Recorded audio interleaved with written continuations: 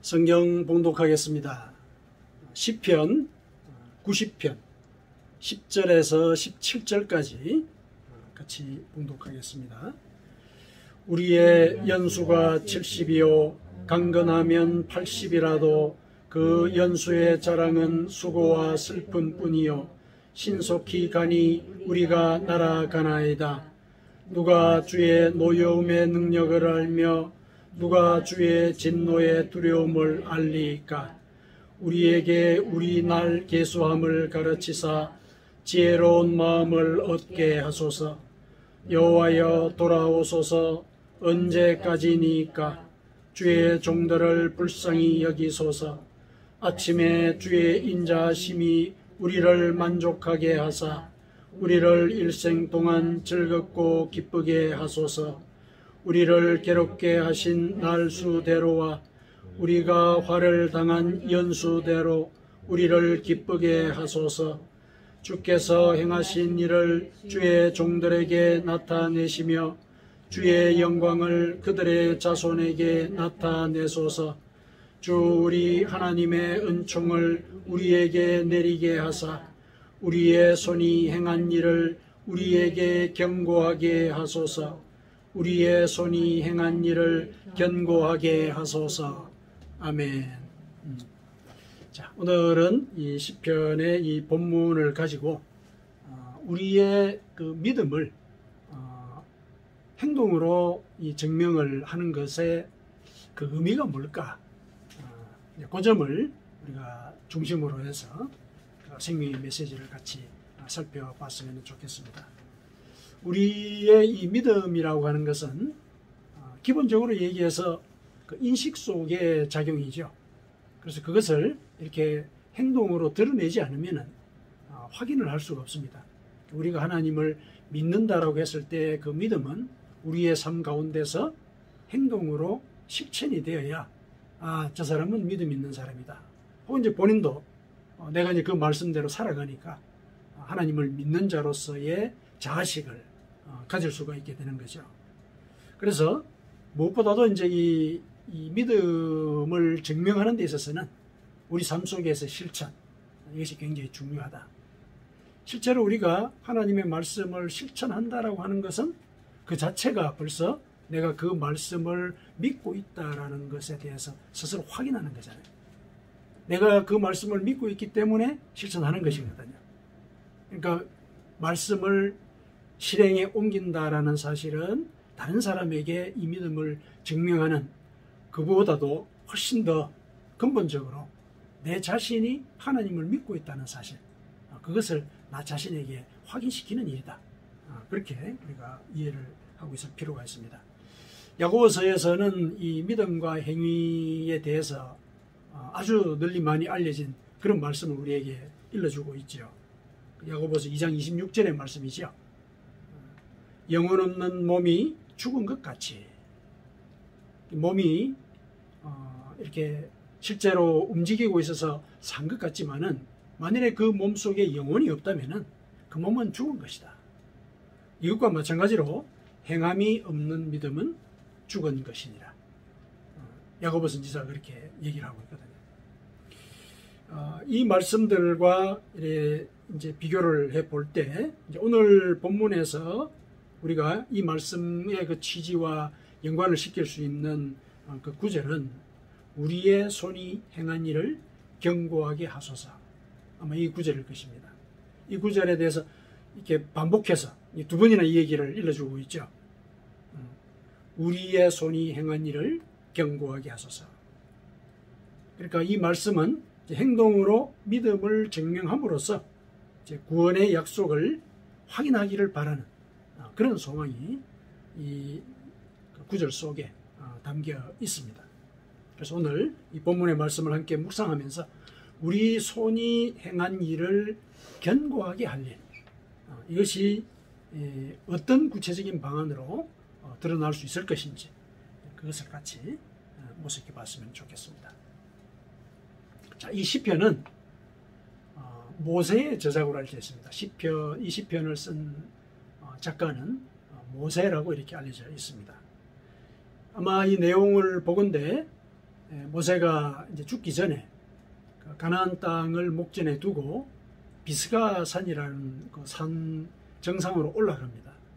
그 산 정상에 올라서 자기가 건너갈 그러나 건너가지 못하는 그 가나안 땅을 바라보면서 아마 자신의 인생을 쭉 이렇게 회고하지 않았을까 이런 생각이 들게 만듭니다. 이 시의 내용이 이제 그러하다는 것이죠.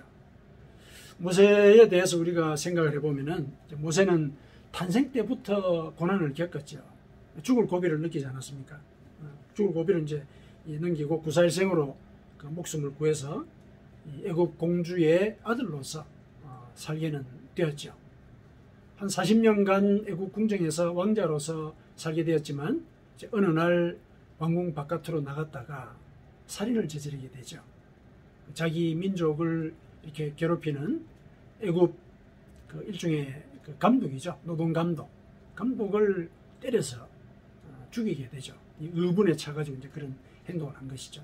그러나 어쨌든 살인을 저질렀기 때문에 달아나죠. 달아나서 광야로 피신을 합니다. 거기서 40년간 목동으로 지내게 됩니다. 왕궁의 생활과는 천양지판이죠. 비바람을 몸으로 이렇게 다 맞이하고 또 양들을 이제 돌보는 그런 일들을 40년간 하게 됩니다. 그런데 이제 이쯤 되면 이제 나는 인생이 이렇게 마감이 되는구나 이 생각을 할 그 즈음에 80세죠. 80세 즈음에 하나님의 소명을 받습니다. 그래서 애굽으로 다시 들어가서 이스라엘 백성을 애굽 땅에서 끌어내지요. 그것으로 또 끝난 것이 아니라 그로부터 40년간 광야를 헤매면서 산전수전을 다 겪습니다. 그래서 이제 마지막 즈음에 도달해서 비스가 산에 오르게 되죠. 자기도 그 가나안 땅에 들어가고 싶지만은 못 들어가게 될 운명이죠. 하나님이 너는 들어가지 못한다 이렇게 얘기를 하셨거든요. 그래서 그 비스가 산에서 그 대망의 가나안 땅을 바라보면서 그는 자신의 인생을 돌아보는 가운데 아마도 이렇게 고백을 했을 것이라 이렇게 생각을 합니다. 10절이 그의 고백이지요. 우리의 연수가 70이요 강건함은 80이라도 그 연수의 자랑은 수고와 슬픔뿐이요 신속히 가니 우리가 날아가나이다. 어떤 심정으로 이와 같은 고백을 한 것인지 가히 짐작이 될 만하죠. 산전수전을 다 겪는 그 가운데 이렇게 막바지 그 목표 지점에 도달한 그 시점에서 이와 같은 얘기를 한 것이죠. 그래서 자기 인생을 쭉 돌아보니까 오래 산다고 자랑하는 것은 수고와 슬픔을 그만큼 많이 겪었다. 이것을 뜻할 뿐이다. 이렇게 깨닫는 것이죠. 그렇게 겪으면서 살다가 보니까 인생살이 70년, 80년도 날아가는 듯이 지나가 버렸다. 이렇게 이제 얘기를 하고 있습니다. 자, 그렇게 신속하게 지나가는 인생인데 그 시간을 하나님의 노여움과 진노로 점철되도록 만들 이유가 뭐가 있을까? 모세가 그렇게 생각을 이어가는 것이죠. 우리도 그 생각을 따라가다 보면은 그 생각에 동의하지 않겠습니까? 이렇게 70, 80 산다 하더라도 그게 다 수고와 슬픔뿐인데 게다가 그 수고와 슬픔의 그 시절도 다 속히 지나가 버리는데 그 짧은 시절에 왜 하나님의 노여움의 능력을 우리가 알고 그분의 진노의 두려움을 굳이 알면서 살아가려고 할까? 이런 것이죠. 사실 그럴 일이 없지 않습니까? 그런데 우리의 삶을 돌아보면은 사실은 하나님의 노여움을 촉발하는 그런 일들을 우리가 하면서 지내거든요. 그렇죠? 그래서 이제 이 모세의 이 반문, 모세의 이 질문은 이 반문이라고 우리가 이렇게 이해를 할 수가 있습니다. 누가 주의 노여움의 능력을 알며 누가 주의 진노의 두려움을 알리이까? 아는 사람이 없다는 얘기죠. 아는 사람이 없다. 왜 이렇게 얘기를 하느냐? 하나님의 노여움과 진노를 안다면은 그런 진노를 받을 짓으로 인생을 허비하지 않을 터인데, 사람들은 죄를 짓고서 하나님의 노여움과 진노를 받은 경험이 있음에도 불구하고 그걸 또 잊어버리고 또다시 죄를 범하게 되는 것이죠. 광야 40년간의 세월이 그 사실을 다 증명을 하고 있죠. 땅이 꺼져가지고 많은 사람들이 눈앞에서 사라졌음에도 불구하고, 그럼에도 불구하고 또 우상을 섬기고 또 율법을 어기는 이런 일들을 저질렀죠. 그러니까 결국은 사람들은 하나님의 노여움의 그 능력, 그 진노를 모른다, 모르는 상태에 있다, 이렇게 모세가 진단을 하는 겁니다. 그래서 이런 이유 때문에 모세는 하나님께 이렇게 간청을 하지요. 12절에 나오는 그 말씀, 그리고 그 이후에 나오는 말씀들이 이러한 깨달음의 바탕을 두고 하나님께 간청을 하는 그런 내용에 해당이 됩니다. 12절에 뭐라고 얘기하고 있습니까? 우리에게 우리 날 계수함을 가르치사 지혜로운 마음을 얻게 하소서, 이렇게 얘기합니다. 우리 날 계수함, 이게 무슨 말입니까? 우리 날을 헤아린다는 얘기니까 세월을 아낀다는 얘기죠. 세월을 아낀다. 우리 날을 하나씩 하나씩 이렇게 헤아리면서 살아가도록 하는 그런 지혜로운 마음을 얻게 해 주십시오, 이렇게 이제 간청을 하는 것이니까, 우리가 인생을 살아가면서 죄에 빠져가지고 인생을 허비하지 않도록 지혜로운 마음을 갖게 해 주십시오, 이렇게 간청을 합니다. 그러니까 이 세월을 아끼는 태도, 이걸 가르쳐 달라고 얘기하는데, 이 세월을 아끼는 태도는 바로 지혜로운 마음이다, 이런 이제 생각이 그의 간청 속에 들어 있습니다. 12절이 그런 것이죠. 날 계수함을 가르치사 지혜로운 마음을 갖게 하소서. 그 세월을 아끼는 그 마음이 바로 지혜로운 마음이다, 이렇게 이제 일러주고 있죠. 이와 같은 이 간청, 그리고 이와 같은 하나님께 대한 이 태도, 이것은 바울 사도도 똑같이 그렇게 우리에게 요청을 하고 있습니다. 에베소서 5장 15절에서 17절에 바울 사도의 그 이제 요청이 기록이 되어 있습니다. 에베소서 5장 15절에서 17절에 그런즉 너희가 어떻게 행할지를 자세히 주의하여 지혜 없는 자 같이 하지 말고 오직 지혜 있는 자 같이 하여 세월을 아끼라. 때가 악하니라. 같은 취지로 얘기를 하고 있는 것이죠. 세월을 아끼라. 때가 악하다. 그게 지혜로운 행위라는 얘기죠. 앞서 얘기를 하는 얘기가 지혜를 가져라, 그부터 얘기를 하죠. 그것의 어떤 구체적인 실행 상황으로서 세월을 아끼는 것, 그게 중요하다, 이렇게 이제 바울 사도가 얘기를 하고 있죠. 그러므로 어리석은 자가 되지 말고 오직 주의 뜻이 무엇인가 이해하라, 이렇게 이제 요청을 하고 있습니다. 그러니까 지혜 있는 자는 세월을 아끼는 자다. 그리고 그 지혜는 악한 때를 살아가는 가운데 주의 뜻이 무엇인가 이해하는 것이다. 이 바울 사도가 이렇게 얘기를 하고 있습니다. 그런데 여기서 악한 때라고 하는 것은 그 역사적인 흐름 가운데 특정하게 어떤 악한 시절을 가리킬 수도 있지만은 일상적인 차원에서 우리가 세속적인 일에 탐닉을 하고 죄를 짓고도 회개하지 않는 그런 삶을 살아가게 되면은 바로 그때가 악한 때입니다. 흔히들 악한 때를 말세라고 이렇게 얘기를 하죠. 물론 이 말세는 신학적으로 이 종말론적인 차원에서 다가올 그런 시대를 가리키기는 합니다. 하지만은 개인적으로 우리가 회개하지 않고 멸망의 길을 우리가 가고 있다면은 그것이 바로 그 사람한테는 말세의 때가 되는 것입니다. 바울 사도는 말세의 징조 혹은 말세적인 그런 행위에 대해서 이렇게 우리에게 일러주고 있습니다. 디모데후서 3장 1절에서 5절까지 그 말세적인 행위, 말세의 징조라고 얘기를 하는데, 그건 이제 말세적인 행위를 가리키는 것이라고도 볼 수가 있습니다. 뭐라고 얘기를 하고 있냐면은 너는 이것을 알라. 말세에 고통하는 때가 이르러 사람들이 자기를 사랑하며 돈을 사랑하며 자랑하며 교만하며 비방하며 부모를 거역하며 감사하지 아니하며 거룩하지 아니하며 무정하며 원통함을 풀지 아니하며 모함하며 절제하지 못하며 사나우며 선한 것을 좋아하지 아니하며 배신하며 조급하며 자만하며 쾌락을 사랑하기를 하나님 사랑하는 것보다 더하며 경건의 모양은 있으나 경건의 능력은 부인하니 이 같은 자들에게서 네가 돌아서라. 바울사도가 이렇게 얘기를 해주고 있습니다.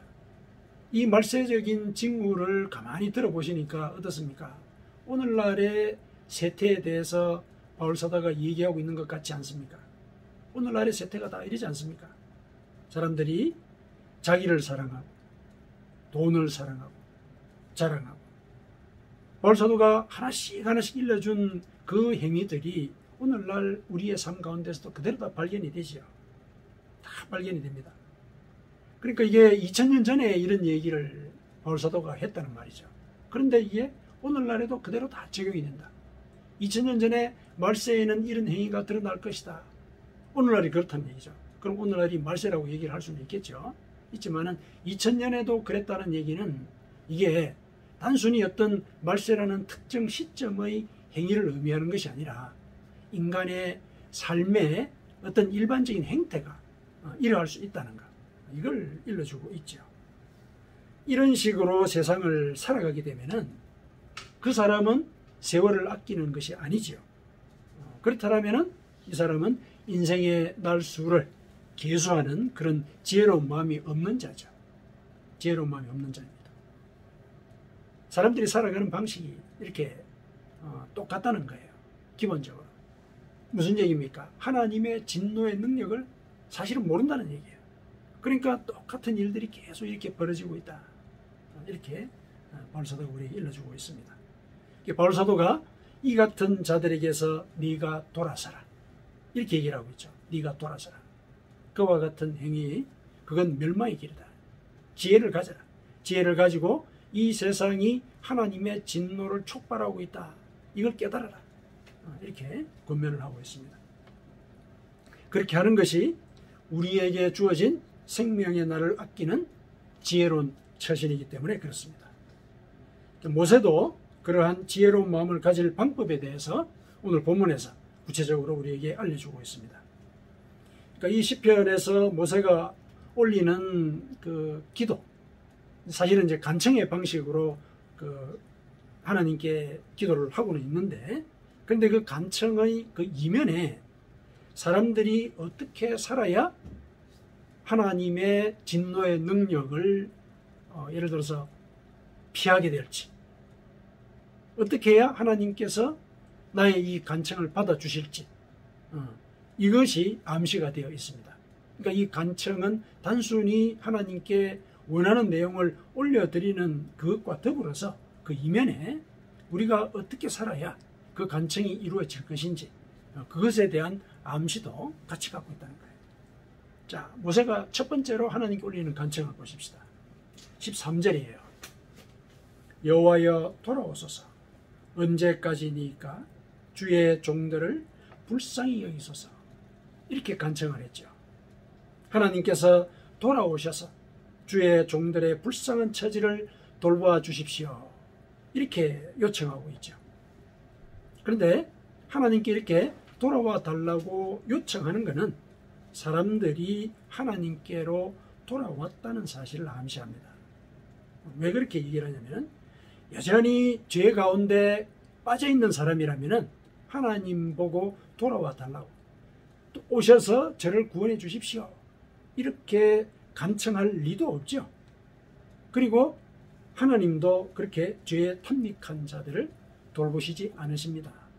죄에 탐닉한 자들은 하나님이 그냥 내버려 두신다 그랬죠. 내버려 두신다. 그러니까 모세가 하나님 돌아와 주십시오. 이렇게 간청하는 것은 저희가 당신 앞으로 돌아왔습니다. 저희의 죄를 회개합니다. 이 얘기죠. 회개합니다. 그러니 돌아오셔서 저희들을 이 상황에서 구해 주십시오. 당신의 진노를 풀어 주십시오. 이렇게 기도하는 거죠.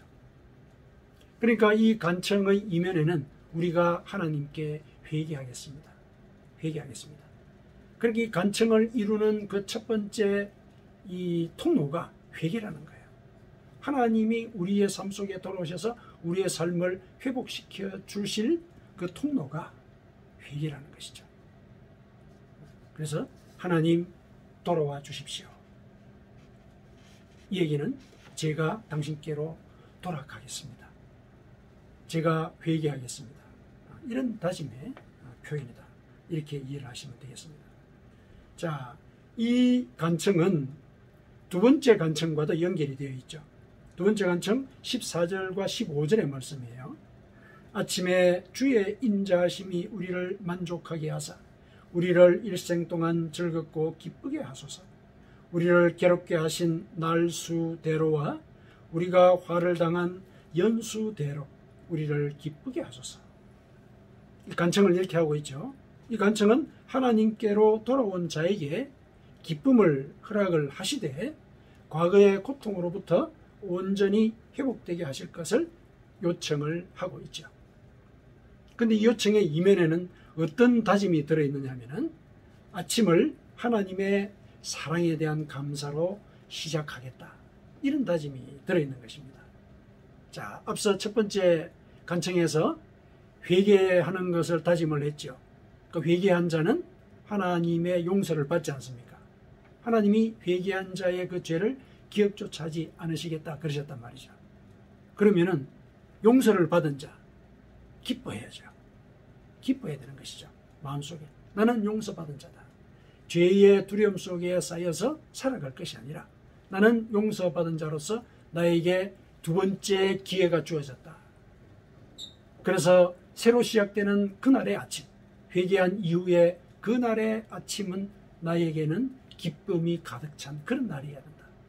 왜냐하면 하나님이 내 죄를 용서하시고 새로운 생명의 날을 여셨기 때문에 그렇게 우리가 기쁨을 가지는 그런 근거로서 그 마음속에 하나님이 나를 용서하셨다. 이런 생각을 우리가 가져야 되는 것이죠. 그래서 나는 매일을 기쁘게 살아갈 것입니다. 이런 다짐을 하는 것이죠. 그것이 바로 내가 하나님께 올리는 이 간청을 이루는 길이라는 얘기예요. 그래서 하나님이 아침을 이렇게 열 때 당신의 인자하심으로 내가 만족한 삶을 하루 동안 이렇게 살아갈 수 있도록 해 주실 것을 믿습니다. 이런 이제 얘기를 할 수가 있게 되는 것이죠. 그런데 여기서 우리가 조금 특이하게 볼 수 있는 게 15절에 우리를 괴롭게 하신 날수대로 이렇게 얘기했죠. 우리가 당하는 이런 고통, 이거를 하나님이 그렇게 하셨다는 얘기죠. 하나님이 우리를 고난에 빠뜨렸다는 얘기예요. 근데 그 사실을 알고서 뭐가 하나님의 은혜를 생각하고 또 하나님을 이렇게 기쁘게 우리가 받아들이겠습니까? 나를 지금 이렇게 힘들게 한 사람인데, 힘들게 한 존재인데. 그런데 신앙 속에서는 하나님이 나를 괴롭게 하셨다라는 이 고백은 하나님께 대한 절대적인 믿음의 표현이죠. 왜 그러냐? 하나님이 나를 진정한 자녀로 삼으셨다는 그 표징이 바로 나를 고난 속에 맞들었다는 그런 어떤 이 과정으로 드러나거든요. 우리도 자식이 잘못하면은 훈계하고 또 징치하지 않습니까? 그거는 자식을 정말 저주하는 그런 마음으로 하는 건 아니지 않습니까? 사랑으로 하는 것이죠. 하나님이 우리를 고난에 빠뜨렸다는 얘기는 하나님이 나를 구원하고자 하신다. 그리고 하나님이 진정으로 나를 당신의 자녀로 여기신다.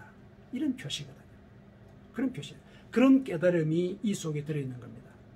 그래서 우리를 괴롭게 하신 날수대로 우리를 온전히 기쁘게 해 주십시오. 이런 고백은 하나님, 제가 당신의 뜻을 깨달았습니다. 제가 죄 가운데 빠져 있었습니다. 그래서 이 이후로는 이 죄에서 벗어나서 당신이 나를 진정으로 자녀로 삼으셨다는 사실을 마음속에 새기면서 당신의 말씀을 쫓아서 살겠습니다. 이런 이제 고백을 하는 것과 같은 것입니다. 그래서 이 두 번째 간청은 결국 내가 하루하루를 살아갈 때 회개한 자라는 인식으로서 살아간다는 것. 그래서 무슨 일에서든지 기쁨을 갖고 살아가야 된다. 데살로니가전서 5장 17절에서 19절까지 우리가 많이 듣는 얘기죠. 그렇죠? 항상 기뻐하라. 쉬지 말고 기도하라. 범사에 감사하라. 5장 16절에서 18절까지 보면 범사에 감사하라. 이것이 우리 주 예수 그리스도 안에서 너희를 향한 하나님의 뜻이다. 이렇게 얘기를 하고 있죠. 항상 기뻐해라. 무슨 일을 당하든지 기뻐해라. 왜냐? 하나님이 나의 아버지다. 하나님 나의 아버지다. 그 얘기를 그렇게 고백을 하는 거죠. 그래서 회개한 자로서 용서를 받은 그 기쁨을 갖고 우리가 살아갈 때 하나님이 아침부터 나의 영혼을 만족시키시고 또 일생 동안 우리를 즐겁고 기쁘게 살아가도록 인도하실 것이다. 이게 이제 모세가 우리에게 암시적으로 알려주고 있는 그런 내용이죠. 자, 세 번째 간청이 또 있어요. 세 번째 간청 16절이죠. 주께서 행하신 일을 주의 종들에게 나타내시며 주의 영광을 그들의 자손에게 나타내소서. 이건 이제 분명히 자손에 대한 이런 간구의 기도시죠. 그렇죠? 주의 종들에게 나타내시라는 얘기는, 그러니까 주께서 행하신 일을 주의 종들에게 나타내시라 얘기는 우리의 현재의 삶 가운데서 하나님의 은혜가 임하기를 바란다는 얘기죠. 그리고 거기에 그치는 게 아니라 주의 영광을 그들의 자손에게 나타내소서. 우리 후손들도 그런 하나님의 은혜를 받게 되기를 원합니다. 이런 간청을 하는 것이죠. 이런 간청을 하는 것입니다. 그런데 이 간청의 이면에는 어떤 다짐이 들어있느냐? 하나님께 대한 믿음을 내 당대의 인생에서뿐만 아니라 자손 대대로 이어갈 것이다. 이런 다짐이 밑에 깔려 있는 것이죠. 왜냐하면 그렇게 할 때 하나님이 나의 당대에서도 당신이 손으로 하신 일을 우리에게 보여주시고 우리 자손 대대에도 당신의 영광을 보여주실 것이다. 이렇게 연결을 시킬 수가 있는 것이거든요. 그러니까 이런 간청을 드리는 것은 내가 지금 현재 당신의 말씀을 지키면서 믿음을 키워나가겠습니다. 이런 다짐을 하는 것이고, 동시에 그것으로서 나의 후손들의 삶에 대해서도 당신의 은혜의 약속을 확보하고자 합니다. 이런 이제 이 고백과 같은 거예요. 그런 다짐을 이제 모세가 우리에게 할 것을 일러주고 있습니다. 모세는 이와 같은 이 요청에 대해서 실제로 이스라엘 백성들을 모아놓고 이렇게 가르쳤어요. 신명기 12장 28절에 모세가 뭐라 그러냐면은 내가 네게 명령하는 이 모든 말을 너는 듣고 지키라. 지금 현재 하나님의 말씀을 내가 너희들에게 일러준 대로 지켜야 한다. 얘기를 했죠. 지켜야 한다. 내 하나님 여호와의 목전에 선과 의를 행하면, 지키는 거죠. 선과 의를 행하면 너와 네 후손에게 영구히 복이 있으리라. 너 자신뿐만 아니라 너의 후손에게도 영구히 복이 있을 것이다. 그러니까 하나님의 말씀에 순종하는 것이 우리의 현재의 삶과 더불어서 우리 미래 자손들의 삶도 하나님의 은혜 가운데 이어지도록 하는 그런 길이 되는 것이다. 이걸 이제 모세가 우리에게 일러주고 있죠. 비록 이제 이 간청의 표현으로 우리에게 알려주고는 있지만 그런 간청의 이면에는 이런 다짐을 우리에게 할 것을 요구를 하고 있다. 이렇게 보셔야 되겠습니다. 사실 이런 간청의 내용을 따라서 우리가 다짐을 하게 되면은 그게 바로 지혜로운 마음이죠. 그게 주의 진노의 능력과 하나님의 그 노하심, 그것을 피해서 은혜를 영구히 받는 하나님의 인자하심을 아침부터 받아 누리면서 일생 동안 그 복을 누리고 자손에게도 그 은혜를 끼치게 하는 그런 길이 되는 것이다. 그렇게 우리가 이 모세의 권유를 이해를 해야 되겠습니다. 이런 이제 요청이 사실은 우리의 구원의 이정표에 해당이 되죠. 그렇죠? 가만히 따져보니까 제일 먼저 우리는 회개를 해야 된다. 그거 가르치고 있죠. 그 다음에 두 번째, 회개했으면은 회개한 자로서 살아야 한다. 용서받았음을 기쁘게 여기면서 죄에 대해서 거리를 두고 하나님의 말씀을 쫓아서 살려고 하는 이런 마음을 갖고 살아야 된다. 그렇죠? 이 구원의 이정표에서 이제 두 번째 해당하는 것이죠. 그 다음에 세 번째는 말씀을 실천하는 것이잖아요. 그렇죠? 말씀을 실천하는 것. 성경 말씀을 읽고 또 그 말씀에서 일러주는 그 말씀대로 살려고 노력하는 것. 그게 이제 후손의 이 삶에도 하나의 약속을 확고하게 만드는 그런 길이란 말이죠. 그러니까 이게 사실은 구원의 이정표에 해당하잖아요. 회개하고 그 다음에 회개받은 자로서 살고 그리고 하나님의 말씀을 순종하면서 지키려고 노력하는 것. 이게 우리가 구원의 길을 걸어가는 시온의 대로다. 우리 지난주에 같이 나눴던 그 말씀 속에 나오는 시온의 대로, 구원의 이정표. 그게 해당하는 것이죠. 그래서 아마 이 모세는 마지막으로 다시 어떤 면에서는 간절한 마음으로 요약해서 이 구원의 이정표를 백성들에게 알려주고 됐을지도 모릅니다. 그 마음이 17절에 나와 있죠. 17절에 주 우리 하나님의 은총을 우리에게 내리게 하사 우리 손이 행한 일을 우리에게 견고하게 하소서. 우리 손이 행한 일을 견고하게 하소서. 하나님의 은총을 베풀어 주십시오. 그래서 우리 손이 행한 일, 우리 손이 행한 일이라는 게 뭡니까? 믿음으로 우리가 어떤 일을 행한 것이죠. 그렇죠? 회개라는 게 뭡니까? 회개도 다 기도를 통해서 이루어진다라고 했다면 우리가 기도를 할 때 손을 모으고 기도를 한다. 그 다음에 회개를 했다면 회개한 자로서 살아간다. 살아가는 그 모든 과정들. 그 다음에 말씀을 실천한다. 예를 들어서 남을 구제한다 말이죠. 말씀에서 일으킨 대로, 일러주신 대로 구제를 한다. 이 모든 것들이 다 손으로 하는 일이죠. 상징적인 표현이지만은 다 손으로 하는 것이죠. 그래서 우리가 손으로 행한 것, 우리 손이 행한 일, 이거는 우리가 하나님께 대한 그 믿음을 행위로 표현하는 그 모든 일, 그거죠. 그 모든 일. 그것을 견고하게 해 주십시오. 이렇게 이제 간청을 하는데, 여기서 견고하게 해 달라는 얘기는 확인해 달라는 얘기예요. 그거를 굳건하게 만들어 달라는 이런 의미로 우리말은 들리지만은 원문을 보니까 확인해 달라는 거예요. 우리가 우리 손으로 이런 일을 했습니다. 하나님. 우리가 직접 회개했습니다. 인정해 주십시오. 이 얘기예요. 회개했습니다. 그리고 회개한 자로서 살려고 노력했습니다. 인정해 주십시오.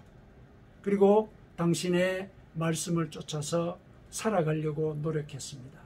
인정해 주십시오. 그 얘기죠. 무슨 얘기입니까? 하나님이 그렇게 인정을 하시면은 우리의 구원은 확고하게 되는 것이죠. 그 얘기를 하고 있는 거예요. 그러니까 이런 간청을 한다는 것은 그 이면에 우리가 어떻게 살아야 할 것인지 그것을 더불어서 함께 알려주는 것이다.